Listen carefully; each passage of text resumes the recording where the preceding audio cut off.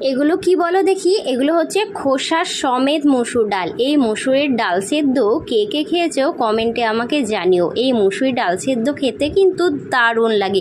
আর কি দিয়ে খাবো সেটা তোমরা কিন্তু দেখতে থাকো। এই মসুর ডালটাকে প্রথমে আমি সেদ্ধ করে নেব। তার জন্য লবণ, লঙ্কা আর জল দিয়ে ভালো করে সেদ্ধ হতে বসিয়ে দিলাম। আর বেশ অনেকটা পরিমাণে কিন্তু জল দিতে হবে, কারণ সময় লাগে কিন্তু সেদ্ধ হতে।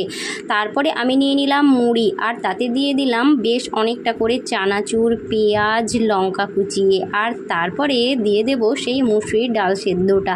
আর তারপরে দিয়ে দেব সর্ষের তেল। এই সর্ষের তেলটাও কিন্তু অনেকটা করে দিতে হবে। তারপরে হাত দিয়ে ভালো করে মাখিয়ে নিলাম।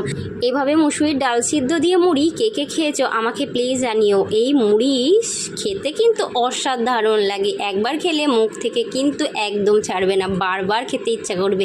আর সিদ্ধ লঙ্কা তার সঙ্গে তো ফাটাফাটি।